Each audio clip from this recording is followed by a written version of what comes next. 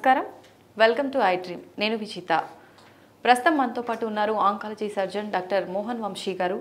ప్రస్తుత రోజుల్లో చూసుకుంటే క్యాన్సర్ అనే మహమ్మారి ఎక్కువగా వినిపిస్తూ ఉంటుంది. ప్రతి ఒక్కరిలో కూడా మనకు క్యాన్సర్ అనే ఒక వ్యాధి వచ్చింది అని చాలా ఎక్కువ మందిలో వింటూ ఉన్నాం. అసలు ఏంటి, ఎందుకు వస్తుంది క్యాన్సర్? రెగ్యులర్గా మనకు చెప్తూ ఉంటారు, మనం వాడే ఆయిల్స్ వల్ల కానీ మన లైఫ్ స్టైల్ వల్ల కానీ కూడా క్యాన్సర్ వచ్చే అవకాశం ఉందని ఈ మధ్య కాలంలో వింటూ ఉన్నాం. అదంతా అసలు ఎంతవరకు నిజం, ఇప్పుడు సార్తో మాట్లాడి తెలుసుకుందాం. నమస్తే సార్. నమస్తే అండి. సార్, క్యాన్సర్ ఈ పదం అయితే ఈ మధ్య రెగ్యులర్గా వినిపిస్తూనే ఉంటుంది సార్. True, very true. అవును సార్. అసలు క్యాన్సర్ అనగానే అమ్మో ఒక భయం సార్. నిజంగా ఎందుకు సార్, ఎందుకు ఇంత ఎక్కువగా వినిపిస్తుంది? భారతదేశంలో అబౌట్ 142 crore పాపులేషన్లో ప్రతి సంవత్సరం అబౌట్ ఐసీఎంఆర్ ఎస్టిమేట్ ప్రకారం 15.5 lakh న్యూ క్యాన్సర్స్ డయాగ్నోస్ చేయబడుతున్నాయి. అంటే 1.5 million. ఓకే. ప్రపంచం మొత్తం మీద ఇట్స్ అబౌట్ 20 crore. ఇండియాలోనే 1.5 million ఉందండి. చైనా పాపులేషన్ మనకన్నా కొంచెం తక్కువ ఇప్పుడు, బట్ అక్కడ అబౌట్ 36 lakh క్యాన్సర్స్ ఉన్నాయి. సో మన ఇండియాలో probably grossly under estimated disease అండి ఇది. మన ప్రాబ్లం ఏంటంటే cancer is not a notifiable disease. వాళ్ళు మార్నింగ్ నేను క్యాన్సర్ పేషెంట్ చూసాను అనుకోండి, నేను ఎవరికి రిపోర్ట్ చేయాల్సిన అవసరం లేదు. నేను దానికి ట్రీట్మెంట్ చేసి ఆయన ఇంటికి పంపించేస్తే హ్యాపీ. అదే కరోనా కేసు చూసామనుకోండి, ఇమీడియట్గా మున్సిపల్ అథారిటీస్కి హెల్త్ పోర్టల్లోనూ అప్లోడ్ చేయాలి, అన్ని చేయాలి. సో అందువల్ల మన భారతదేశంలో సైంటిస్టులు, డాక్టర్లు బిలీవ్ చేసేదంటే క్యాన్సర్ ఇన్సిడెంట్స్ ఐసీఎంఆర్ వారి అంచనా 15.5 lakhs ఉంటే దానికి డబుల్ ఉంటుందని అనుకుంటున్నాం. ఓకే. ఎందుకంటే చాలా చోట్ల ఇంకా క్యాన్సర్ని నోటిఫై చేయట్లేదు. ఏదో few city population based tumour రిజిస్ట్రీస్ని తీసుకొని దాన్ని బట్టి అంచనా వేస్తున్నారే తప్ప కరెక్ట్ అంచనాలు లేవు. సో ఈ అంచనాల ప్రకారం కూడా ప్రతి 9 మందిలో ఒకరు క్యాన్సర్ బారిన పడుతున్నారు ఇండియాలో. అంటే ఒక ఫ్యామిలీలో 9 మంది ఉంటే life time risk of one of them developing cancer. ఎందుకు సార్ అసలు రీజన్ ఏంటి? అంటే చాలా ఎక్కువైపోతుంది. ప్రతి 1,00,000 మందికి, ఉదాహరణకి అమీర్పేట్ పాపులేషన్ 1 lakh అనుకోండి, అందులో 107 మంది క్యాన్సర్ బారిన పడుతున్నారు. సో ప్రతి సంవత్సరం న్యూ కేసెస్. ఇట్లా ఇది అర్బన్ ఏరియాస్లో చాలా ఎక్కువగా ఉంటుంది. ఈ క్యాన్సర్ అవడానికి అనేక రకాలైన కారణాలు ఉన్నాయండి. అందులో మోస్ట్ ఇంపార్టెంట్ ఎన్విరాన్మెంటల్ ఫ్యాక్టర్స్, రెండోది జెనెటిక్ ఫ్యాక్టర్స్. జెనెటిక్ ఫ్యాక్టర్స్ చాలా తక్కువ రోల్ ప్లే చేస్తాయి. ఉదాహరణకి అంజలినా జోలీ పేరు విన్నారా? Famous Hollywood movie heroine. వారి తల్లిగారికి ట్రిపుల్-నెగటివ్ బ్రెస్ట్ క్యాన్సర్ ఉందని వారు BRCA1 BRCA2 టెస్ట్ చేయించుకొని వారికి పాజిటివ్ ఉండటంతో వారికి 100% life time risk of developing breast cancer, 80% risk of developing ovarian cancer అని తెలుసుకొని ముందుగానే 2011లోనే 2 బ్రెస్ట్లు తీయించేసుకున్నారు, 2 ఓవరీలు తీయించేసుకున్నారు. అంటే ఆప్షన్ లేదా సార్? ఖచ్చితంగా వస్తుంది వారికి, 100% వస్తుంది. మన తెలుగు మూవీ హీరోయిన్ హంసానందిని గారు మొన్న మధ్య ఒక 2 years బ్యాక్ వారు అనౌన్స్ చేశారు వారికి కూడా ట్రిపుల్-నెగటివ్ బ్రెస్ట్ క్యాన్సర్, వారికి కూడా BRCA1 పాజిటివ్ ఉందని. సో ఈ BRCA1 BRCA2 అంటే hereditary breast ovarian cancer syndrome అంటారు. వీళ్ళకి బ్రెస్ట్ క్యాన్సర్, ఓవేరియన్ క్యాన్సర్ వచ్చే అవకాశాలు చాలా ఎక్కువగా ఉంటాయి. అలాగే వారి పిల్లలు కూడా ఉంటాయి, వారి అక్క చెల్లెలు కూడా రిస్క్ ఎక్కువగా ఉంటుంది. సో దానికి డెఫినెటివ్ ఇండికేషన్స్ ఉన్నాయి. ఈ టెస్ట్ ఇప్పుడు మనకి ఈజీగా మన భారతదేశంలో మన హాస్పిటల్లోనే సింపుల్ బ్లడ్ టెస్ట్ అంటే ఇది. బ్లడ్తోనే చెక్ చేసుకుని BRCA1 ఉందా లేదా తెలుసుకోవచ్చు. సిమ్టమ్స్ ఏం తెలియదా సార్? ఏముండవండి, సిమ్టమ్స్ ఏముంటాయి, ఏముండవు. అలాగే ఈ బ్రెస్ట్ క్యాన్సరే కాదండి, కొన్ని రకాల thyroid cancers, medullary thyroid carcinoma, దానికి రెట్ జీన్ అంటారు. అలాగే కొన్ని రకాల మల్టిపుల్ ఎండోక్రైన్ నియోప్లేసియాస్, లించ్ సిండ్రోమ్ అని ఉంటుందండి, ఫెమిలియల్ ఎడినోమాటస్ నాన్ పాలిపోసిస్ కోలి అంటే వాళ్ళకు కూడా క్యాన్సర్ వచ్చే అవకాశాలు, మిగతా క్యాన్సర్లు వచ్చే అవకాశాలు కూడా ఎక్కువగా ఉంటాయి. తర్వాత కొంతమందికి ఫెమిలియల్ ఎడినోమాటస్ పాలిపోసిస్ కోలి అని ఉంది, FAP జీన్, వాళ్ళకి 30-40 ఏళ్ళకే మొత్తం కోలన్ అంతా కూడా క్యాన్సర్స్ వచ్చే అవకాశం ఉంటుంది. మొత్తం కోలనే తీసేయాలి వాళ్ళకి ప్రొఫైలాక్టిక్గా, ఆ FAP జీన్ ఉన్న వాళ్ళకి. ఇట్లా అనేక రకాల జెనెటిక్ మ్యుటేషన్స్ ఈ క్యాన్సర్ని కలగజేస్తాయి. ఇవే కాకుండా అసలు క్యాన్సరే జెనెటిక్ మ్యుటేషన్ వస్తుందని ఇప్పుడు సైంటిస్టులు ఖచ్చితంగా నిర్ధారించారు. ఇప్పుడు వాట్సన్ అండ్ క్రిక్ మన జన్యువుల్ని పూర్తిగా అనలైజ్ చేయడం జరిగింది, వారికి నోబెల్ ప్రైజ్ కూడా ఇచ్చారు. ఇప్పుడు మన బాడీలో ఉండే 22,000 ప్రోటాన్ కోడింగ్ జీన్స్లో ఒక 500 to 600 ఆంకోజీన్స్ అంటే క్యాన్సర్ కారక జన్యువుల్ని సైంటిస్టులు ఐడెంటిఫై చేశారు. ఈ జన్యువుల్లో వచ్చే మ్యుటేషన్ వారంగానే క్యాన్సర్ వస్తుంది, అది కూడా ఖచ్చితం. ఇప్పుడు ఏ క్యాన్సర్ వచ్చినా, ఎవరికి వచ్చినా సరే వారికి వారి బ్లడ్ తీసుకొని అందులో ఉన్న సర్క్యులేటింగ్ ట్యూమర్ ఫ్రీ DNA తీసుకొని, లేకపోతే ఆ ట్యూమర్ టిష్యూ తీసుకుని ఏ జెనెటిక్ మ్యూటేషన్ వల్ల క్యాన్సర్ వస్తుందో చెప్పేయచ్చు. ఆ మ్యూటేషన్కి టార్గెటింగ్ డ్రగ్స్ ఏమన్నా ఉంటే అవి కూడా ఇవ్వచ్చు. ఇప్పుడు లంగ్ క్యాన్సర్కి చాలా అందుబాటులో ఉన్నాయి. అడ్వాన్స్ లంగ్ క్యాన్సర్ పేషెంట్స్ కూడా చాలా కాలం బ్రతుకుతున్నారు ఎడినోకార్సినోమాస్ జెనెటిక్ టెస్టింగ్ చేయించుకొని. సో ఈ జన్యుపరమైన మ్యుటేషన్స్ అనేది ఒక ఇంపార్టెంట్ కాజ్ ఫర్ క్యాన్సర్. జన్యుపరమైన మ్యుటేషన్ కనుక ఉన్నట్టయితే 12 ఏళ్ళ ఆడపిల్లకి లంగ్ క్యాన్సర్ రావచ్చు. అంటే ఏమి లేకుండా ఉండవు. సో ఇవి మనకు తెలియదు. సో ఆ జన్యుపరమైన కారణాలు ఏమీ లేకపోయినట్టయితే చాలా వాటి కారణాలు ఇంకా తెలియదు. ఇప్పుడు విన్స్టన్ చర్చిల్ లాగా 80 సంవత్సరాలు స్మోక్ చేసినా ఆయనకి లంగ్ క్యాన్సర్ రాలేదు. సో ఇలా ఈ 2 రకాలు ఇంపార్టెంటే. సో ఎన్విరాన్మెంటల్ ఫ్యాక్టర్స్ అనేవి ఇంకా ఇంపార్టెంట్. ఎన్విరాన్మెంటల్ ఫ్యాక్టర్స్ అంటే మీ అందరికీ తెలుసు. మొత్తం మన లైఫ్ స్టైల్ పూర్తిగా మారిపోయిందండి. మనం వీఆర్ ఫైటింగ్ విత్ నేచర్. మనం ప్రకృతితో ఫైట్ చేస్తున్నాం. అందువల్లే ఈ జబ్బులు విపరీతంగా పెరిగిపోతున్నాయి, రోజు రోజుకి పెరిగిపోతున్నాయి. WHO వాళ్ళు ఎస్టిమేట్ చేసేటంటే వాళ్ళ ICMR స్టాటిస్టిక్స్ ప్రకారమే 2040కి డబుల్ అయిపోతాయి. అంటే 30 లక్షలు అయిపోతాయి. అంటే యాక్చువల్గా 60 లక్షలు ఉంటాయి అన్నమాట. సో ఈ లైఫ్ స్టైల్ చేంజెస్ అంటే మనం రోజు చూస్తూనే ఉన్నాం కదండి. అర్బనైజేషన్. సో మనం మార్నింగ్ లేవటంతోనే సన్లైట్ లేదు, పొద్దున్నే సన్లైట్కి ఎక్స్పోజ్ అవ్వట్లేదు, air condition rooms, plastic toothbrush, synthetic toothpaste, plastic bucket, hot water in the plastic bucket, plastic water బాటిల్తో వాటర్ తాగటం, పొద్దున్నే లేవగానే ఆ సీరియల్స్ అవి ఉంటాయండి, దాంట్లో ప్రాసెస్డ్ ఫుడ్స్, అందులో పామాయిల్ను ఈ అనేక రకాల ప్రిజర్వేటివ్స్ ఏడ్ చేసి మన పిల్లలకు పెడుతున్నాము. మార్నింగ్ ఇడ్లీ తిన్నారనుకోండి, అది fermented carbohydrate. Actually carbohydrate is of course carbohydrate ఎక్కువ మోతాదులో తినకూడదు, సరైన మోతాదులో తినాలి. బట్ ఇడ్లీ ఏమవుతుంది, ఫెర్మెంట్ చేస్తారు అంతే కదా, పిండిని ఫెర్మెంట్ చేసేసరికి ఆ సింపుల్ కార్బోహైడ్రేట్ కాంప్లెక్స్ కార్బోహైడ్రేట్ అయిపోతుంది. That is good for health. Okay. So ఇలాంటివి తింటాం మానేసి మనము ఈ సీరియల్స్ ఇలాంటివి తింటుంటే మరి అదే మీరు అనేక రకాల ఫుడ్ ఐటమ్స్, మన అన్ని ఫుడ్ ఐటమ్స్ కూడా కంటామినేటెడ్, పెస్టిసైడ్స్, ఫెర్టిలైజర్స్, ఇవన్నీ కూడాను మన క్యాన్సర్స్ కారణాలే. ఒక రకంగా పాయిజన్ అయిపోయినట్టు. మీరు కార్ ఎక్కుతారు మార్నింగ్ పొద్దున్నే 9 o'clockకి, మన ఆల్రెడీ 9 o'clockకి వింటర్లో కూడా మనకు వేడిగానే ఉంటుంది. ఆ కార్ లోపల ఉన్న ప్లాస్టిక్, దాని నుంచి వచ్చే గ్యాసెస్, ఎన్విరాన్మెంటల్ పొల్యూషను. మీరు ఎక్కడ ఆగకర్లా, పంజాగుట్ట సెంటర్లో కారు ఆగిపోతే ఒక 5 minutes రెడ్ లైట్ వలన మీరు 100 సిగరెట్లు తాగిన పొల్యూషన్ లోపలికి వెళ్ళిపోతుంది. సిగరెట్ తాగక్కర్లేదు, అంత పొల్యూషన్ ఉంటుంది. సో ఇలా లైఫ్ స్టైల్ పూర్తిగా మారిపోయిందండి. దీనివల్లే ఈ అన్ని రకాల క్యాన్సర్స్ వస్తున్నాయి. తినే ప్రాసెస్డ్ ఫుడ్స్, ఆ పిజ్జాలు, బర్గర్లు, packed cool drinks, tinned foods, అన్ని సాచురేటెడ్ ఫ్యాట్స్, ఇవన్నీ అనేక రకాలుగా వనస్పతి, అనేక రకాలైన కంటామినేటెడ్ ఆయిల్స్, ఇవన్నీ వాడి తయారు చేస్తున్న ఫుడ్స్ని మనం కన్జ్యూమ్ చేస్తున్నాం.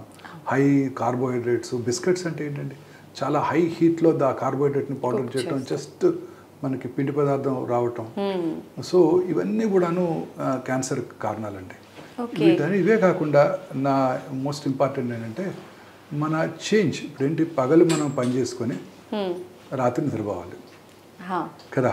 ఇప్పుడు మార్నింగ్ నేను బంజారాస్ నుంచి వస్తుంటే, గచ్చిబౌలి వస్తుంటే 100 టాల్ టవర్స్, అవన్నీ వెల్ లిట్ టవర్స్, అందరు పనిచేస్తున్నారు అక్కడ, రాత్రంతా పనిచేస్తున్నారు. So this is against the natural rhythm. Natural రిథమ్ని సర్కేడియన్ రిథమ్ అంటాం. ఈ రిథమ్ని మనం బ్రేక్ చేస్తున్నాం. పగలు పడుకొని రాత్రి పని చేస్తున్నాం. చక్కగా రాత్రి 7:30, 8ంటికో డిన్నర్ చేసేసి 9ంటికల్లా పడుకుంటే లైట్లు ఆఫేసి పొద్దున్నే 2 గంటలకు అట్లా మెలటోనిన్ అనే హార్మోన్ ఉత్పత్తి అవుతుంది. ఈ హార్మోను యాంటీ క్యాన్సర్ ప్రాపర్టీస్ ఉంది. సో ఇది ఉత్పత్తి అవ్వదు. మీరు రాత్రిపూట పని చేయకర్లా, మీరు కూడా రాత్రి 11 దాకా పని చేసుకొని 9 దాకా 11 దాకా టీవీ చూసి 11 పడుకునే ముందు మీరు ఆ బ్లూ స్క్రీన్ మొబైల్ ఫోన్ చూస్తుంటారు, యూట్యూబ్ లేకపోతే వాట్సాప్ మెసేజ్లు చూసుకుంటూ వాటికి ఆన్సర్ చేస్తూ పడుకుంటే మెలటోనిన్ హార్మోన్ ఉత్పత్తి తగ్గిపోతుంది. సో క్యాన్సర్స్ వస్తుంటాయి. మరి ఆడవాళ్ళలో బ్రెస్ట్ క్యాన్సరు, కోలన్ క్యాన్సరు, తర్వాత లంగ్ క్యాన్సర్స్, ఇవన్నీ కూడా ఎక్కువ అవటానికి ఇదే కారణం. ఆ హార్మోన్ ఉత్పత్తి తగ్గిపోవటం, ఇవన్నీ కూడా ఇదే కారణం. సో యాక్చువల్లీ ఇన్ఫ్యాక్ట్ రాత్రిపూట లైట్ లేకుండా పడుకోవాలి. ఒకవేళ మీరు భయంగా ఉండి లైట్ వేసుకోవాలి, బెడ్ లైట్ ఉన్నా కూడా preferably red light is the best it seems. Red లైట్లో మెలటోనిన్ హార్మోన్ ఉత్పత్తి కొంత ఎఫెక్ట్ అవ్వకుండా ఉంటుందంట. ఈ ఆర్టిఫిషియల్ వైట్ లైట్స్ కూడా కారణమేనండి. ఆర్టిఫిషియల్ వైట్ లైట్స్ కూడా కారణమే. యాక్చువల్లీ ప్రపంచంలో ఇండియాలో తప్ప ఎక్కడ ఉండవు ఈ వైట్ లైట్స్. మీరు ఎనీ 5-స్టార్ హోటల్కి వెళ్ళండి, ఎక్కడైనా చూసారా? ఇక్కడ కాదు, ఇండియాలో కదా, అబ్రాడ్లో కూడా ఎక్కడ చూడం. చిన్న లైటు, బెడ్ లైటు, పడుకోవడానికి బెడ్ మీద పడుకొని చదువుకోవడానికి ఒక లైటు, ఆఫీస్ టేబుల్ ఒకటి ఉంటే అక్కడ ఒక లైటు ఉంటుంది, అంతే. సో ఈ ఆర్టిఫిషియల్ లైట్స్ కూడా ఈ క్యాన్సర్కి కారణం అండి. సో ఐ పర్సనలీ బిలీవ్ ఒక 5 things are there in our life which are dangerous. First one is white rice. ఈ పాలిష్డ్ రైస్ అండి, just plain carbohydrate goes into our body. Just anything excess is dangerous. తగిన మోతాదులో ఉండాలి. పూర్వకాలంలో ఇవి తినేవాళ్ళు కాదు. దంపుడు బియ్యం, పార్బాయిల్డ్ రైస్ తమిళనాడులోను కేరళలో తింటారు, మనకి తెలంగాణలో కూడా అనేక మొత్తం పార్బాయిల్డ్ మిల్స్ ఉన్నాయి. సో ఈ parboiled rice is far superior. లేదా hand pound rice, single pound rice, ఇవన్నీ కూడా ఫార్ సుపీరియర్. రైసే తినాలి అనుకుంటే. మిల్లెట్స్ కూడా ఆఫ్ కోర్స్ వెరీ హెల్దీ, దీంతో పాటు తినగలిగితే. రైసే తినాలనుకుంటే this is far healthy food. In fact ఇడ్లీస్లో పార్బాయిల్డ్ రైసే వాడతారు. They don't use white rice. So white rice, తర్వాత వైట్ షుగర్ ఈజ్ డేంజరస్ అండి. చాలా మంది అడుగుతుంటారు, క్యాన్సర్ వచ్చిన వాళ్ళు షుగర్ తినకూడదా డాక్టర్ గారు అని. నో, షుగర్ అందరూ తినొచ్చు, తగిన మోతాదులో తినాలి, అంతే తప్ప షుగర్ ఎక్కువ తీసుకునే వాళ్ళలో అనేక రకాలైన మెటబాలిక్ ప్రాబ్లమ్స్, ఊబకాయము, డయాబెటీస్ అన్నీ వచ్చి వాళ్ళ కూడా క్యాన్సర్ వచ్చే అవకాశాలు ఎక్కువగా ఉంటాయి. సో వైట్ షుగర్ ఇది my personal this thing. White rice, white sugar, white maida. Maida is the most dangerous substance. రోజు తినే మన పిల్లలు తినేది, మీరు తినేది యంగ్స్టర్స్ మైదానే. మీరు తినే ప్రతి అదేంటి నాను, రోటీ, చిన్న చిన్న హోటల్స్లో అన్నింటిలోనూ మిల్లెట్స్తోనూ లేకపోతే వీటితోనూ రోటీ చేయరు మీకు. మైదా ఇస్ ద చీపెస్ట్, టేస్టీగా కూడా ఉంటుంది, మంచి కలర్ ఉంటుంది. Chole bhatura is nothing but maida. ఈ మైదా వాడేటప్పుడు how do they do it? ఈ వీటిని వైట్ కలర్ పాలిష్ చేయడానికి అనేక రకాలైన గ్యాసెస్, కెమికల్స్ వాడతారు. ఆ కెమికల్స్ అన్ని పొటాషియం బ్రోమైడ్ అనేది వాడతారు. అది highly dangerous. That causes cancer. And that it's pure carbohydrate. Again carbohydrate intake ఎక్కువ అనుకోలది ఊబకాయము, క్యాన్సర్. సో మీరు తినే ప్రతి పేస్ట్రీ, పటిసరీ, ప్రతి కేక్, ప్రతి ఐటమ్ కూడాను మైదాతో తయారు చేసింది. సో వైట్ మైదా. తర్వాత white salt. White salt is equally dangerous. అనేక రకాలైన కార్డియాక్ ప్రాబ్లమ్స్ వాటికి దారితీస్తుంది. And last is white light. So ఈ 5 వైట్స్ని అవాయిడ్ చేయాలండి. చేస్తే హెల్తీగా ఉండొచ్చేమో. వైట్ సాల్ట్ ప్లేస్లో ఏ సాల్ట్ యూజ్ చేయొచ్చు? Rock salt. షుగర్ బదులు brown sugar, natural sugars, jaggery. Pink salt ఎక్కువగా ఈ మధ్య యూజ్ చేస్తున్నారు sir. Better. Pink salt is good. అనేక రకాలుగా మనం ఈ న్యాచురల్ ఫుడ్స్ని మానేసి ఇవి చేస్తుండేసరికి క్యాన్సర్స్ ఎక్కువైపోతున్నాయండి. తర్వాత ఇండస్ట్రియల్ పొల్యూషన్. బట్ అర్బన్ ఏరియాస్లో క్యాన్సర్ ఇన్సిడెన్స్ చాలా ఎక్కువ అండి. ఇండియాలో కూడా మీరు క్లాసికల్గా రూరల్ అర్బన్ డివైడ్ ఉందండి. 2022 స్టాటిస్టిక్స్ ప్రకారం ఈ రూరల్ ఏరియాస్లో వచ్చే క్యాన్సర్స్ తగ్గిపోతున్నాయి. 2010లో cervical cancer is the leading cancer. అవును సార్. ఇప్పుడు 2022లో 22 స్టాటిస్టిక్స్ మనకి ఇప్పుడు అందుబాటులో ఉన్నాయి. Breast cancer 2,24,000 new breast cancer patients per annum in India. అంటే ప్రతి 4 నిమిషాలకి ఒక స్త్రీ బ్రెస్ట్ క్యాన్సర్ బారిన పడుతున్నారు. ప్రతి 6 నిమిషాలకి ఒక స్త్రీ సర్వైకల్ క్యాన్సర్ వల్ల చనిపోతున్నారు. సో ఇమాజిన్ చేయండి the magnitude the problem. 2,50,000 gastrointestinal tract cancers. ఇవి మనకు తెలిసినవి. తెలియనివి అన్రిపోర్టెడ్ కేసులు ఇది డబుల్ ఉంటుంది. సో ఇంకా అనేక రకాలుగా ఈ డైట్, ఈ హై ఫైబర్ తీసుకున్నారనుకోండి, అనేక రకాలైన క్యాన్సర్స్ వచ్చే అవకాశాలు తగ్గిపోతాయి. ఊబకాయం వచ్చే అవకాశాలు తగ్గిపోతాయి, ఒబిసిటీ, కోలన్ క్యాన్సర్ వచ్చే అవకాశాలు తగ్గిపోతాయి, బ్రెస్ట్ క్యాన్సర్ వచ్చే అవకాశాలు తగ్గిపోతాయి. You see, obesity is a very important risk factor. Breast, colon, అన్ని రకాల ఎండోమెట్రియం, యూట్రైన్ క్యాన్సర్, ఎండోమెట్రియం, ఇవన్నీ కూడా ఒబిసిటీలో ఎక్కువ ఉంటాయి. వీటన్నిటికీ అగైన్ కారణం diet. White sugar, white salt, white rice, ఇవే కారణం అన్నమాట. So high fibre, lots of greens, vegetables, fruits. Fruits కంటే లాట్ ఆఫ్ యాంటీ ఆక్సిడెంట్స్. ఇవన్నీ కూడా మనలో ఈ క్యాన్సర్ రాకుండా చేస్తాయి. ప్లెంటీ ఆఫ్ ఫ్రూట్స్ తీసుకోవాలి మనందరం కూడా. తర్వాత గ్రీన్స్, మీట్ తక్కువగా, red meat, especially this red meat అంటే మీకు తెలుసు కదా, ల్యాంబ్, బీఫ్, ఇవన్నీ కూడా రెడ్ మీట్. ఇవి తక్కువగా తీసుకుంటూ తర్వాత white meat is little preferable. అంటే fish and chicken, skinless chicken. ప్రపంచంలో అత్యంత లాంగివిటీ ఉన్న కంట్రీస్ 2, స్పెయిన్, జపాన్. స్పెయిన్ అంటే మెడిటరేనియన్ క్లైమేట్. ఆ climate is very good climate, the best climate in the world. అక్కడ చాలా రకరకాల ఫ్రూట్స్ దొరుకుతాయంట. స్పానియర్డ్స్ బ్రతికినంత 90 వాళ్ళ లాంగివిటీ. సూపర్ సార్, చాలా తక్కువ మంది మన దగ్గర. Healthy life Spaniards. వాళ్ళు తినే డైట్ ఏంటంటే ఇవే, olives, fruits, vegetables, sea fish. Sea fish is the best. Sea fish is the best and good amount of sunlight. అక్కడ సన్లైట్ మనలాగే మనకున్నట్టే వాళ్ళకు కూడా ఉంటుంది. మిగతా యూరోప్తో పోలిస్తే మెడిటరేనియన్ క్లైమేట్లో గ్రీసు, స్పానియార్డ్స్ వీళ్ళు, స్పెయిన్, సదరన్ ఫ్రాన్స్ వీళ్ళు, పోర్చుగల్, వీటికి మంచి సన్లైట్ ఉంటుంది. సో సన్లైట్లో ఎన్నో రకాల మనకి ఎసెన్షియల్ ఐటమ్స్ ఉన్నాయి. మనకు తెలిసింది విటమిన్ డి. మన సైంటిస్టులు కనుక్కొని ఎన్నున్నాయో. సో సన్లైట్కి ఎక్స్పోజ్ అవ్వకపోతే పిల్లలు కూడా ఎక్స్పోజ్ అవ్వట్లేదు. మనకు ఆప్షన్ ఉండి కూడా మనం యూజ్ చేసుకోలేకపోతున్నాం సన్లైట్. సో ఇవన్నీ కూడా క్యాన్సర్ కారకాలండి. సో వీటిని అవాయిడ్ చేయటమే మోస్ట్ ఇంపార్టెంట్. ఇప్పటి నుంచే మనం ప్లాన్ చేసుకోవాలి.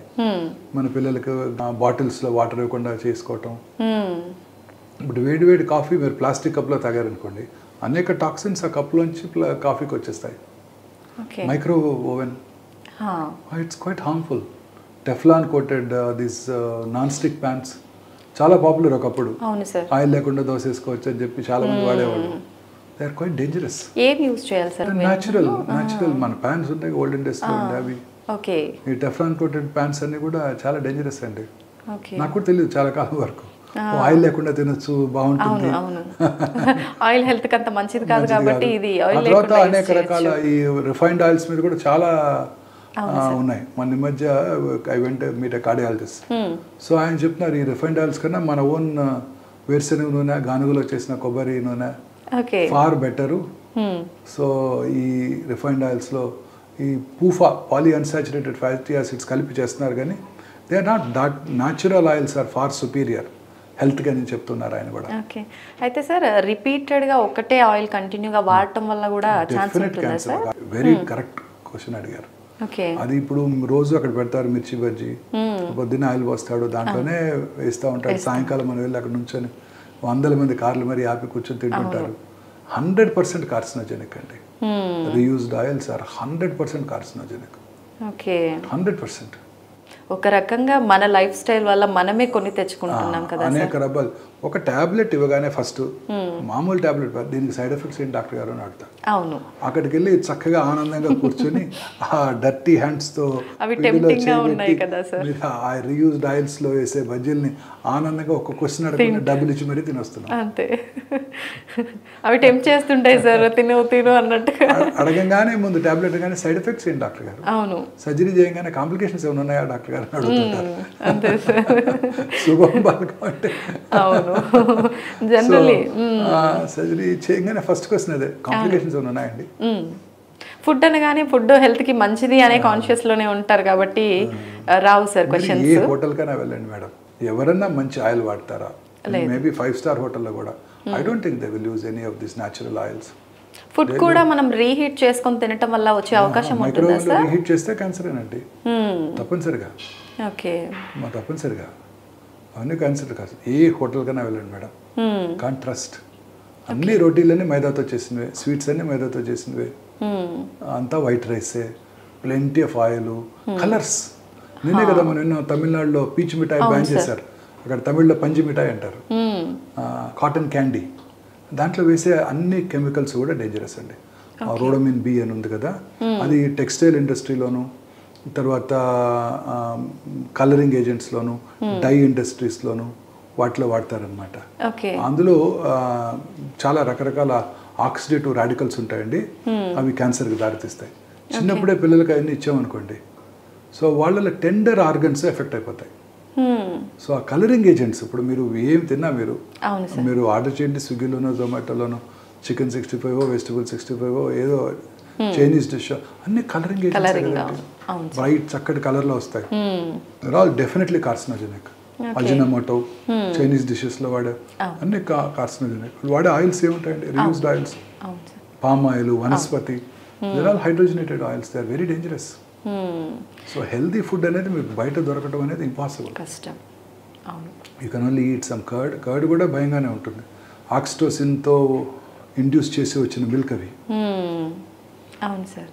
ఆక్సిటోసిన్ మన కర్డ్ బయట కొనుక్కుంటే టేస్టీగానే ఉంటుంది, దానిలో ఎన్ని ప్రిజర్వేటివ్స్ వేస్తారు. అవును. Each of them is toxic. ఇప్పుడు తెలుసుకున్నాం కలరింగ్ ఏజెంట్స్ ఆర్ డేంజరస్ అని. అన్నీ డేంజరస్. నేచర్లో లేనివన్నీ డేంజరస్. అసలు ఏం తినాలి అనే క్వశ్చన్ వస్తే ఏంటి సార్ పరిస్థితి? ప్రతి ఒక్కటి ఇలానే అయిపోయింది. What is made, what we our traditionally, what our elders ate. ఏం తిన్నారు మన తాతయ్యలు నాయనమ్మలు?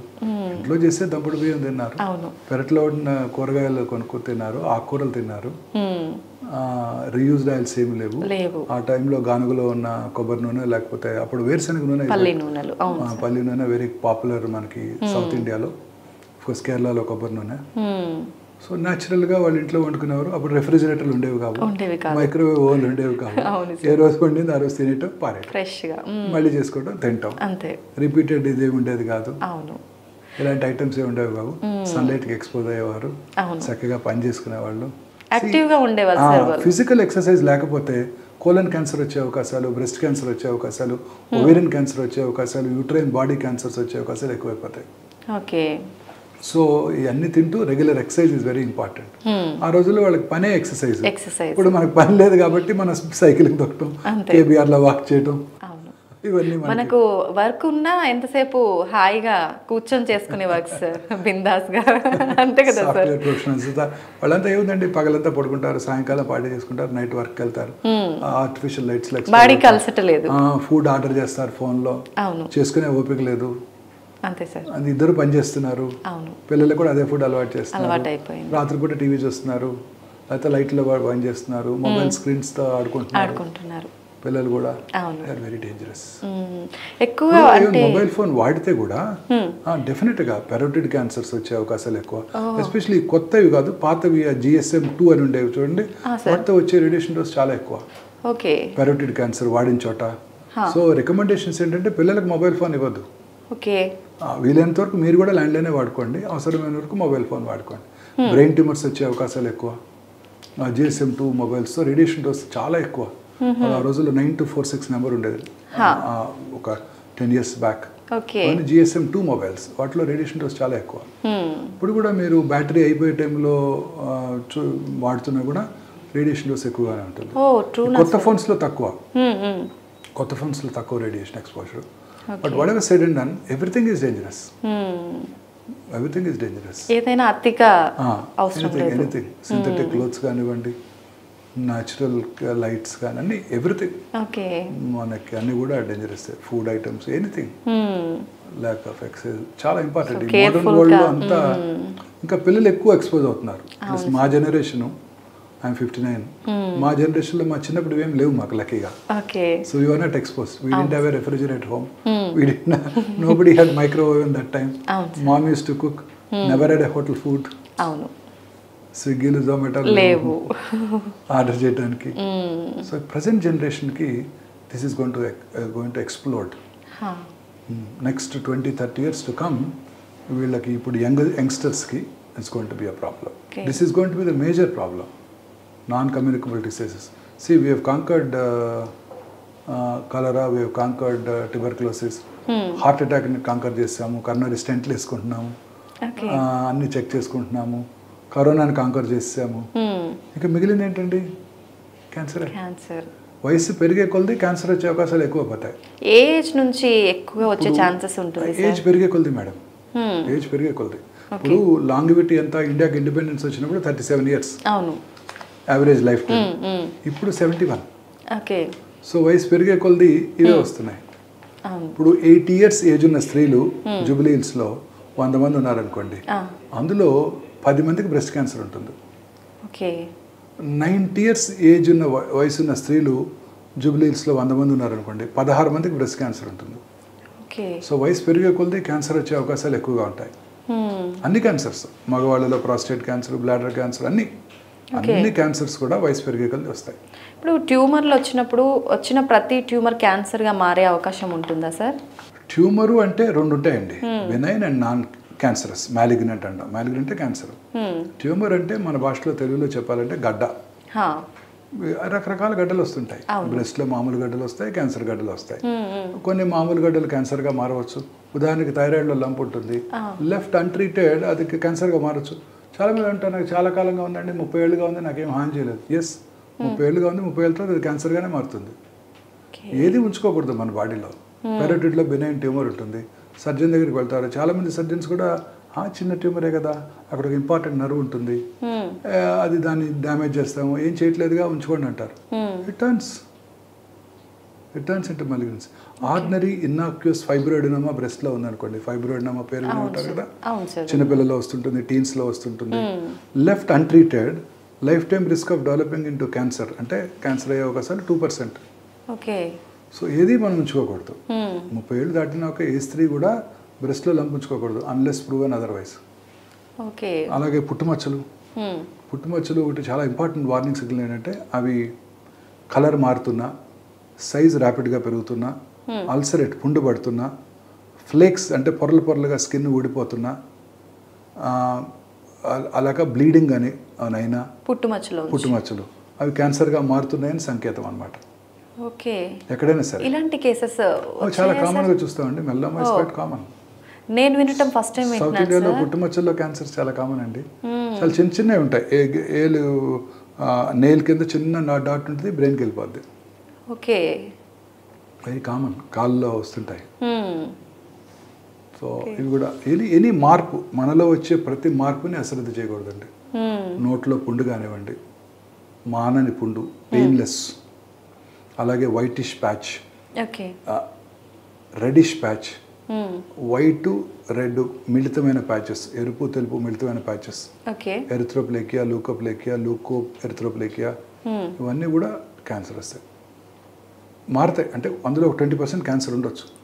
ఎనీథింగ్, ఎనీ చేంజ్, చిగుళ్ళ నుంచి బ్లడ్ రావటం, లేదా నోట్లో ఏదైనా ఫారిన్ బాడీ ఉన్నట్టు అనిపించడం, నాలుగు భాగంలో క్యాన్సర్ ఉంటాయి, ఏదో ఫారిన్ బాడీ మింగుతుంటాం, మింగినా అక్కడే ఉన్నట్టుగా ఉంటుంది. మాటలో స్పష్టత కోల్పోవటం, అందులో క్యాన్సర్ వచ్చినప్పుడు పుండు కనిపించకపోవచ్చు, లోపల ఉండొచ్చు, మాటలో స్పష్టత కోల్పోవటం, అది కూడా క్యాన్సర్ లక్షణాలే. హెడేక్ వస్తే డెఫినెటివ్ ఇండికేషన్. నడి వయసులో increasing headache, especially early morning headache, పొద్దున్న లేవగానే తలకాయ నొప్పితో లెగుస్తారు, లేదా తలనొప్పితో పొద్దున్నే లెగుస్తారు 5 4. సో అలాగే వార్నింగ్, ఇవన్నీ బ్రెయిన్ క్యాన్సర్కి వార్నింగ్ సిగ్నల్స్.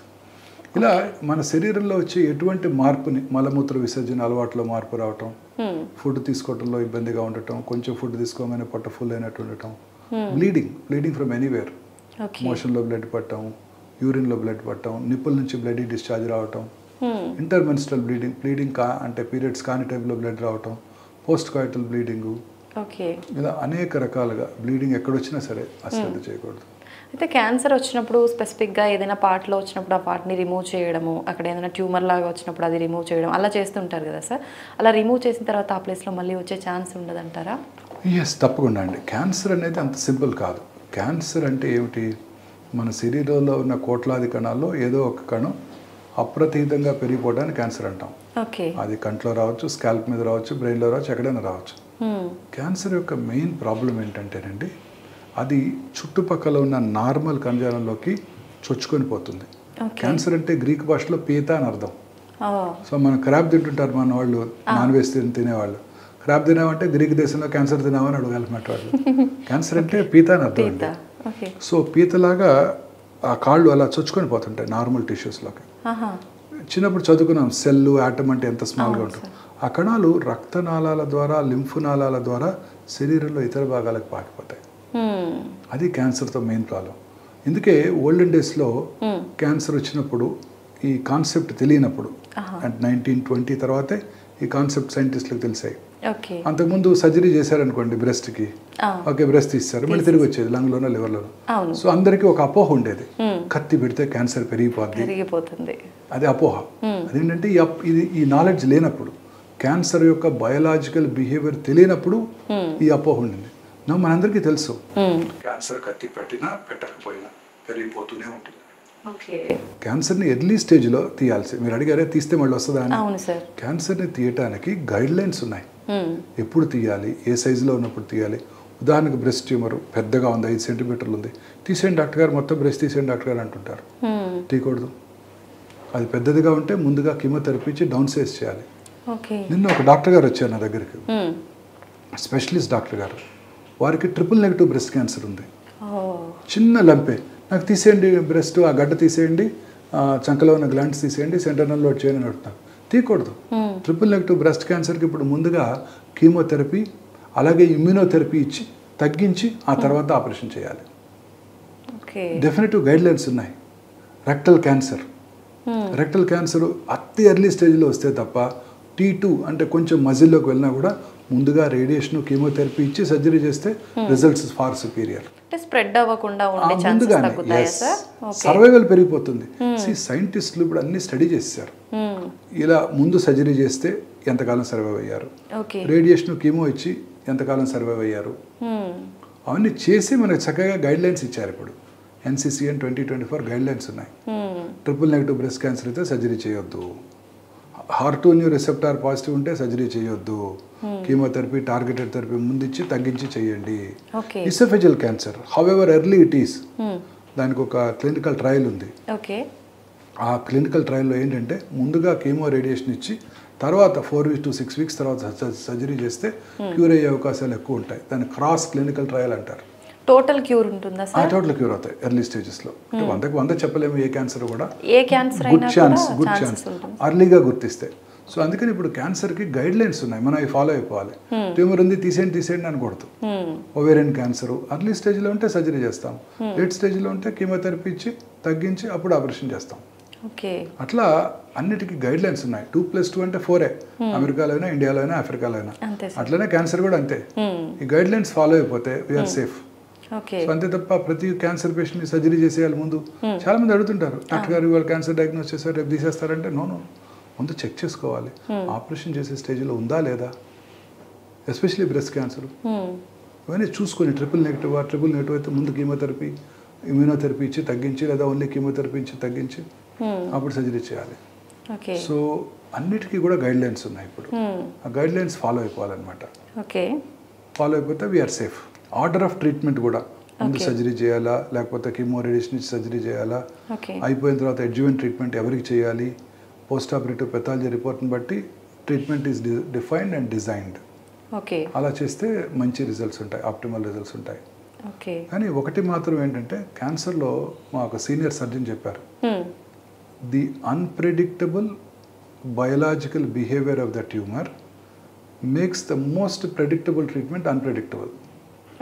అంటే దాని బిహేవియర్ ఎలా ఉంటుందంటే ఎంత మంచి ట్రీట్మెంట్ ఇచ్చినా కూడా తిరిగి వస్తుంటాయి. సో ఇది it's going to be a very complex problem. అర్లీగా ఉంది క్యాన్సరు, ఎండోమెట్రియల్ క్యాన్సరు, సర్జరీ చేసాము, రేడియేషన్ కూడా ఇచ్చాము అతి జాగ్రత్తగా, 3 నెలల్లోనూ 6 నెలల్లోనూ తిరిగి వస్తుంది. సో ఎండోమెట్రియం ఎస్పెషల్లీ అంటే గర్భసంచి బాడీ క్యాన్సర్స్. సో సైంటిస్టులు ఇప్పుడు వాటికి ఒక ప్రోగ్నాస్టిక్ ఫ్యాక్టర్స్ ఇందాక చెప్పాను చూసారా, జెనెటిక్ మ్యూటేషన్ ఐడెంటిఫై చేశారు. సో ప్రతి ఎండోమెట్రియల్ క్యాన్సర్కి పేషెంట్ కూడా ఇప్పుడు జెనెటిక్ మ్యూటేషన్ స్టడీస్ చేస్తున్నాం. చేసి ఎవరికి ఇది బాగుంటుంది, ఎవరికి తిరిగి వస్తుందో కూడా చెప్పగలుగుతున్నాం. సో ఫ్యూచర్ ఆఫ్ ఆంకాలజీ అంతా ఇలానే ఉండబోతుంది. సో ఇప్పుడు అన్ని చోట్ల breast oncologist, gynaec oncologist, GI oncologist, uro ఆంకాలజిస్టులు ఉన్నారు. కచ్చిబౌలిలో జిఏ ఆంకాలజిస్టు, బంజారాస్లో యూరో ఆంకాలజిస్టు ఉన్నారు. ఫ్యూచర్లో ఎలా ఉండబోతుందంటే రండి, ఇదంతా కూడా ఆర్గన్ బేస్డ్ క్యాన్సర్ ట్రీట్మెంట్ ఉండదు, genetic mutation based cancer treatment ఉంటుంది. అంటే HER2 ఆంకాలజిస్ట్, EGFR ఆంకాలజిస్ట్, అలా ఉండబోతుంది ఫ్యూచర్ అంతా. ఏ క్యాన్సర్ అయినా కూడా జెనెటిక్ మ్యూటేషన్ టెస్ట్ చేసుకొని ఆ మ్యూటేషన్ ఎవరికి పాజిటివ్ ఉంటే ఆ ట్రీట్మెంట్ ఇస్తారు ముందుగానే. ఫ్యూచర్ ఆఫ్ ఆంకాలజీ ఇలా ఉండబోతుంది. Surgical oncologist will be out of work. నేను already the verge of retirement, 5 ఏళ్ళు పనిచేస్తాను. నెక్స్ట్ జనరేషన్ వాళ్ళకి ఇబ్బంది. అంత ఫ్యూచర్ ఆఫ్ ఆంకాలజీ అంతా కూడా మెడికల్ ఆంకాలజీ. ఒక పేషెంట్ హాస్పిటల్కి వస్తే ఒక 10 ml బ్లడ్ డ్రా చేసి పేషెంట్ నుంచి అందులో సర్క్యులేటింగ్ ట్యూమర్ సెల్స్ని ఐడెంటిఫై చేస్తున్నారు. సర్క్యులేటింగ్ ట్యూమర్ సెల్స్ అంటే క్యాన్సర్ కణాలు దాంట్లోకి వెళ్ళిపోతాయి, రక్తంలోకి వెళ్ళిపోతాయి. బ్లడ్లో మీకు తెలుసు white cells, red cells, platelets ఉన్నాయి. దాంతోపాటు థౌజండ్స్ ఆఫ్ వైట్ సెల్స్, అదే millions of red blood cells, billions of platelets, దాంతోపాటు 5 నుంచి 10 సర్క్యులేటింగ్ ట్యూమర్ సెల్స్ ఉంటాయి. వాటిని ఐడెంటిఫై చేసే టెక్నాలజీ ఇప్పుడు మనకు అందుబాటులో వచ్చింది. ఆల్రెడీ వచ్చేసింది. ఇప్పుడు మీరు ఎవరైనా ఆ పేషెంట్ వచ్చి క్యాన్సర్ ఉందా అంటే 10 ml బ్లడ్ తీసుకొని లిక్విడ్ బయాప్సీ చేస్తే దాన్ని లిక్విడ్ బయాప్సీ అంటారు. చేస్తే క్యాన్సర్ ఉందో లేదో చెప్పేయచ్చు. సర్క్యులేటింగ్ ట్యూమర్ సెల్స్, ఆ ట్యూమర్ సెల్స్ని ల్యాబ్లో గ్రో చేసి ఏ రకమైన యాంటీ క్యాన్సర్ డ్రగ్కి లొంగుతుందో కూడా చెప్పొచ్చు. దీన్ని ఆంకోనామిక్స్ అంటారు. అంటే లేడీస్లో, యంగ్ లేడీస్లో, మ్యారీడ్ లేడీస్లో urinary infection is very common, మీరు వినే ఉంటారు. ఏం చేస్తారు, యూరిన్ తీసుకెళ్ళి కల్చర్కి ఇస్తారు, ఏ ఆర్గానిజం గ్రో అవుతుందో చూస్తారు, దేనికి లొంగుతుందో తెలుసుకుంటారు, యాంటీబయాటిక్ వేసుకుంటారు. అలా ఈ సర్క్యులేటింగ్ ట్యూమర్ సెల్స్ని మనం ల్యాబ్లో గ్రో చేసి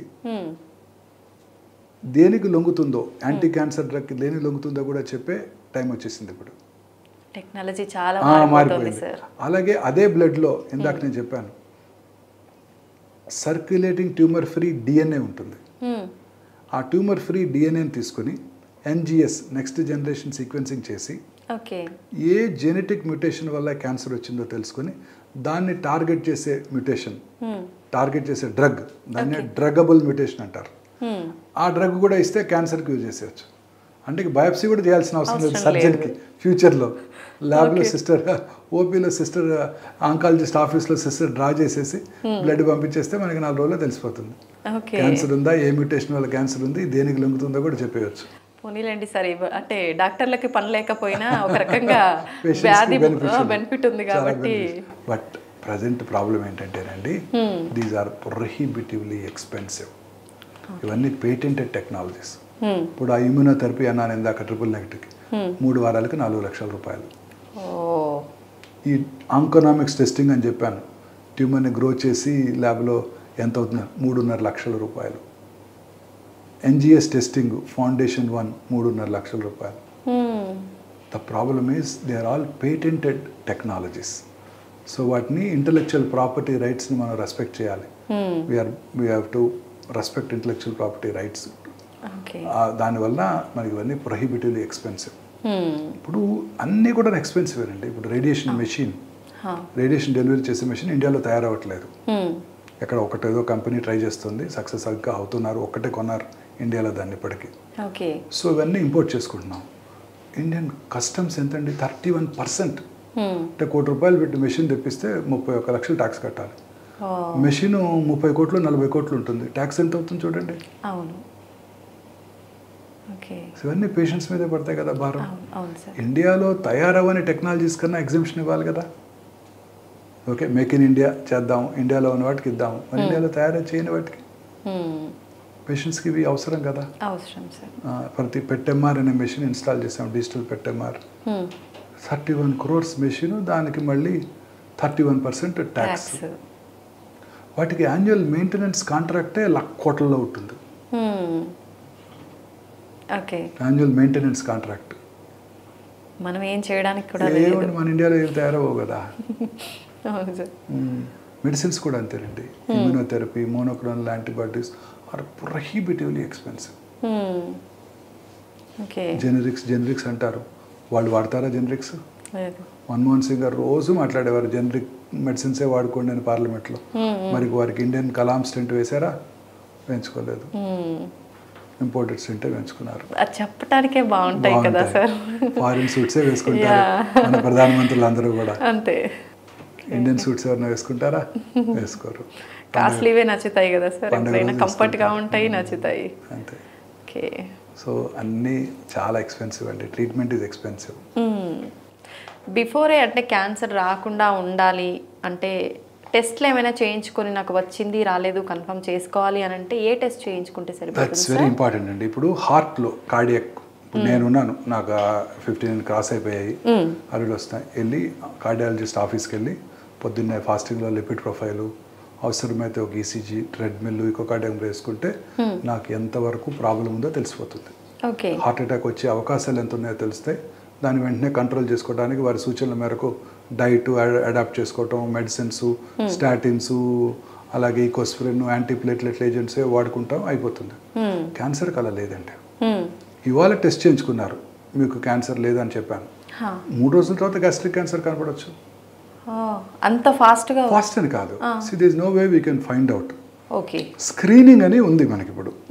గర్భసంచి ముఖద్వార క్యాన్సర్, ఓకే, దానికి లాంగ్ ప్రీ క్యాన్సరస్ ఫేజ్ ఉంది. అంటే క్యాన్సర్ రాకముందే దాన్ని పట్టుకోవచ్చు, ఏది క్యాన్సర్గా మారుతుందో తెలుసుకోవచ్చు. వాటికి స్క్రీనింగ్ చేసుకుంటే తెలుస్తుంది. Pap smear, clinical examination, visual inspection అంటాము, అలాగే అవసరమైతే క్లినికల్ ఎగ్జామినేషను ప్యాప్స్మియర్తో చెప్పేయచ్చు. ఓకే, కానీ మిగతా క్యాన్సర్స్కి అలా లేదు. సర్వైకల్ క్యాన్సర్కి మీరు అంటే గర్భసంచి ముఖద్వార క్యాన్సర్కి మీరు స్క్రీనింగ్ చేసుకుంటే క్యాన్సర్ రాకుండా చేసుకోవచ్చు. సెకండరీ ప్రివెన్షన్ అంటాం. అదే బ్రెస్ట్ క్యాన్సర్ స్క్రీనింగ్ చేయించుకున్నాం అనుకోండి, క్యాన్సర్ని ముందుగా గుర్తించవచ్చు, అంతే తప్ప క్యాన్సర్ రాకుండా చేయలేము. అదే మగవాళ్ళలో అయితే ప్రాస్టేట్ క్యాన్సర్ సంవత్సరానికి ఒకసారి 50 దాటినాక ప్రతి పురుషుడు కూడా PSA టెస్ట్ చేయించుకుంటే క్యాన్సర్ రావడానికి ముందుగా పట్టుకోవచ్చు, అంతే తప్ప క్యాన్సర్ని ప్రివెంట్ చేయలేము. సర్వైకల్ క్యాన్సర్లో మాత్రమే ప్రివెన్షన్ ఉంది, సెకండరీ ప్రివెన్షన్.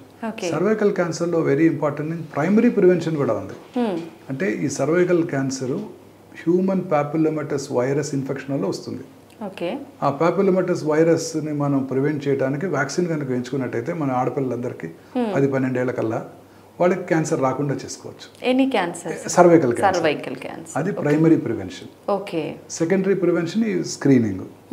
బట్ ఫ్యూచర్లో ఈ మధ్య కొత్త టెక్నాలజీ క్యాన్సర్ వ్యాక్సిన్ ట్రీట్మెంట్ కూడా వాడతారు. ఇప్పుడు కరోనా టైంలో మీకు mRNA వ్యాక్సిన్ డెవలప్ చేశారు. What did you do? ఆ కరోనా వైరస్ యొక్క mRNA తీసుకొని, అది RNA వైరస్, mRNA తీసుకొని అది కనుక మనకి ఇంజెక్ట్ చేస్తే మనకి కరోనా రాదు, కానీ అది కరోనాని సిమ్యులేట్ చేసి యాంటీబాడీస్ తయారవుతాయి. అదే అలా క్యాన్సర్ కూడా యాంటీజెన్స్ని తీసుకొని వాటికి యాంటీబాడీస్ని ప్రమోట్ చేయడానికి ఆ RNA మనకిచ్చే ఆ వ్యాక్సిన్ క్యాన్సర్ కలగజేయదు, బట్ క్యాన్సర్ని మిమిక్ చేస్తూ మనలో ఇమ్యూనిటీని పెంచుతుంది. ఇది ఫ్యూచర్ ఆఫ్ ఆంకాలజీ. ఇదే కాదు, ఇప్పుడు ఇమ్యూనోథెరపీ అని వచ్చింది. ఇమ్యూనోథెరపీ అంటే ఏంటండి? మనలో యాంటీబాడీస్తో పాటు T cells అని ఉంటాయి. T cells are killer cells. ఈ కిల్లర్ సెల్స్ ఫారిన్ బాడీ ఏదొచ్చినా కిల్ చేసేస్తాయి. కరోనా వైరస్ కానివ్వండి, క్యాన్సర్ సెల్ కానివ్వండి, మీరు కొంతమంది ట్రాన్స్ప్లాంట్ చేయించుకుంటారు, కిడ్నీ ట్రాన్స్ప్లాంట్. ఆ ట్రాన్స్ప్లాంటెడ్ కిడ్నీని కూడా బయటికి పుష్ చేస్తుంది. ఫారిన్ బాడీ ఏదున్నా కూడా మన కిల్లర్ సెల్స్ ఇన్ఫ్లమేషన్ మౌంట్ చేసి వాటిని చంపేస్తాయి. Very interesting. ఈ క్యాన్సర్ సెల్స్ ఎంత స్మార్ట్ అంటే ఆ ఇమ్యూనిటీని మాస్క్ చేస్తాయి, అంటే బ్లాక్ చేస్తాయి. సో ఇప్పుడు వచ్చే ఇందాక నా ఇమ్యూనోథెరపీ అని, ఇమ్యూనోథెరపీ ఏం చేస్తుందంటే ఆ ఇమ్యూనిటీని బ్లాక్ చేయకుండా చూస్తుంది, అన్మాస్క్ చేస్తుంది, మాస్క్ చేయకుండా చూస్తుంది అనమాట. అప్పుడు మన killer cells become active and go and kill the cancer. This is the future of oncology, immunotherapy. Very important. Sir, మనము ఇందాక ఫుడ్ గురించి మాట్లాడుకున్నాం కదా, ఏ ఫుడ్ తీసుకుంటే క్యాన్సర్ వచ్చే ఛాన్సెస్ ఎక్కువగా ఉంటాయని. అయితే వాటర్ కూడా మనం ఎక్కువగా వాటర్ ప్యూరిఫైయర్లు, ఫిల్టర్లు ఇవి వాడుతున్నాం కదా సార్, వాటి ద్వారా కూడా వచ్చే ఛాన్స్ ఏమైనా ఉంటుందా? No, anything which is not natural is not good అండి. సో వాటర్ కంటామినేట్ అయిపోయింది, అన్ని చోట్ల కూడా అనేక రకాలుగా కంటామినేట్ అవుతుంది. సో అందువల్ల ఈ కంటామినేట్స్ వల్ల క్యాన్సర్స్ వస్తాయి. అనేక రకాలైన ప్లాస్టిక్స్ మనం నదుల్లో పారేస్తున్నాము, అన్ని చోట్ల అవే ఉంటున్నాయి ప్లాస్టిక్స్. అవి ఏ రకమైన సబ్స్టెన్సెస్ని ప్రొడ్యూస్ చేస్తాయో మనకు తెలియదు. రోజు చూస్తున్నాం కదా, ఎంటైర్ మన సీ అన్ని మహాసముద్రాల్లో కూడా, ఓషన్స్లో కూడా ఈ ప్లాస్టిక్స్ వల్ల చాలా దెబ్బతింటున్నాయి, కలుషితమైపోతుంది. So anything contaminated water is also dangerous. Okay sir, cervical cancer గురించి మాట్లాడుకున్నాం కదా మనం ఇందాక, వచ్చే ముందు మనకి సిమ్టమ్స్ ఏమైనా తెలుస్తాయా సార్? డెఫినెట్గా మేడం, వార్నింగ్ సిగ్నల్స్ ఉంటాయి. ఇంటర్మెన్స్ట్రల్ బ్లీడింగ్, పీరియడ్స్ కాని టైంలో బ్లీడింగ్ రావటం, వైట్ డిశ్చార్జ్ ఉండటం, పుండు నుంచి కారే ద్రవాలు వైట్ డిష్గా ఉంటాయి, అవి ఇన్ఫెక్ట్ అవుతాయి. It's a dirty area for men and women.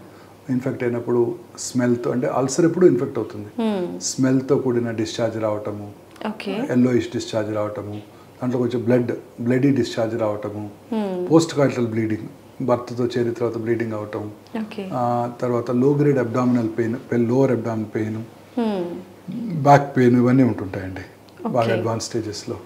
Symptoms అన్ని క్యాన్సర్స్కి ఇలానే, సిమ్టమ్స్ ఎక్కువగా ఉండవు, పెయిన్ఫుల్గా ఏమి ఉండవు, అందుకే అందరూ అశ్రద్ధ చేస్తారు. Cervical cancer is no exception, అందుకే అందరూ లేట్గా వస్తుంటారు. చాలా వరకు ఏ క్యాన్సర్ అయినా లాస్ట్ స్టేజ్లో ఉన్నప్పుడు బయటపడుతుంది, అప్పటి వరకు చాలా బాగుంటారు, ఏ ప్రాబ్లం లేదు అని అంటుంటారు కదా సార్. Very correct. పేషెంట్ వస్తారు ఓపీకి, ఆ పేషెంట్ బయట కూర్చోబెట్టి 4th స్టేజ్ క్యాన్సర్ అనగానే అదేంటండి సిమ్టమ్స్ లేవు, 2 నెలల నుంచే కడుపులో నొప్పి అంటున్నారు, మీరేంటి 2 నెలల్లోనే లాస్ట్ స్టేజ్ అంటున్నారు అంటారు. Cancer is a silent killer most often. స్లోగా పెరుగుతుంటుంది, ఎటువంటి సిమ్టమ్స్ కలగజేయదు, శరీరంలో ఇతర భాగాలకు పాకాక తెలుస్తుంది. చిన్న చిన్నవి ఉంటాయి సిమ్టమ్స్, కొంచెం అశ్రద్ధ చేస్తుంటాం. రొటీన్గా ఉండే సిమ్టమ్స్ అశ్రద్ధ చేస్తుంటాం, దాంతో క్యాన్సర్ లేట్ స్టేజ్లోనే డయాగ్నోస్ చేయడం జరుగుతుంది చాలా వరకు. ఓకే, అంటే మనం బాడీలో ఇమ్యూనిటీ కరెక్ట్గా ఉండేటట్టుగా చూసుకుంటే క్యాన్సర్ వచ్చే అవకాశం తక్కువగా ఉంటుందంటారా sir? Sure, 100%. Okay, I totally agree with you. మన ఇమ్యూనిటీయే మోస్ట్ ఇంపార్టెంట్. క్యాన్సర్ కానివ్వండి, కరోనా కానివ్వండి, ఏదైనా కూడా మనం ఇమ్యూనిటీ స్ట్రాంగ్గా ఉంటే ఏవి రావు. ఇమ్యూనిటీ స్ట్రాంగ్గా ఉండాలంటే మనసు ప్రశాంతంగా ఉండాలి, మానసిక ఆందోళన ఉండకూడదు, సంతోషం సగం బలం, హ్యాపీగా ఉండాలి. హ్యాపీగా ఉంటే ఏ జబ్బు రాదు. చాలామంది క్యాన్సర్ పేషెంట్స్లో నేను అబ్జర్వ్ చేశాను, బాగున్నారు 5 ఏళ్ళు 10 ఏళ్ళు, ఆ తర్వాత క్యాన్సర్ తిరగబెట్టింది. ఏంటని చూస్తే వాళ్ళ ఇమ్యూనిటీ తగ్గే మానసిక ఆందోళన.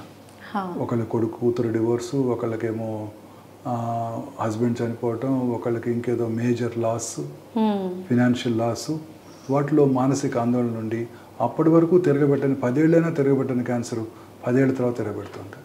ఓకే, సో మానసికంగా ప్రశాంతంగా ఉంటే క్యాన్సర్ రాకుండా చేసుకోవచ్చు, క్యాన్సర్ వచ్చినా కూడా క్యూర్ చేసుకోవచ్చు. ఓకే, అండ్ మానసికంగా ప్రశాంతంగా లేకపోతే అర్లీ స్టేజ్లో క్యాన్సర్ని క్యూర్ చేసుకున్నా తిరగబెట్టవచ్చు. సో అన్నిటికన్నా ఇంపార్టెంట్ క్యాన్సర్కి నా ఉద్దేశం క్యాన్సర్ కాదు, మన హ్యూమన్ వెల్బీయింగ్కి, కార్డియాక్ ప్రాబ్లం కానివ్వండి, షుగర్ కానివ్వండి, ఆస్తమా కానివ్వండి, లేకపోతే అనేక రకాలైన ఇన్ఫెక్షన్స్ కానివ్వండి, క్యాన్సర్ కూడా కానివ్వండి, అన్ని రకాల జబ్బులకి మీరు అన్నట్టు మన ఇమ్యూనిటీ బాగుంటే ఏవి రావు. మన ఇమ్యూనిటీ బాగుండాలంటే మనకి మంచి ప్రశాంతంగా హ్యాపీగా నవ్వుతూ సంతోషంగా మంచి ఆహారం తీసుకుంటూ, ఫ్రూట్స్ వెజిటబుల్స్ అయినా ఎక్కువగా తీసుకుంటూ, రెగ్యులర్గా ఎక్సర్సైజ్ చేస్తూ, రెడ్ మీట్కి అసలు దూరంగా ఉంటూ, అలాగే దురలవాట్లు టొబాకోకి ఆల్కహాల్కి దూరంగా ఉంటూ, రెగ్యులర్గా ఎక్సర్సైజ్ చేస్తూ లీన్ బాడీ మాస్ మెయింటైన్ చేసినట్టయితే క్యాన్సర్ నుంచే కాదు అన్ని రకాల జబ్బుల నుంచి కూడా దూరంగా ఉండవచ్చు.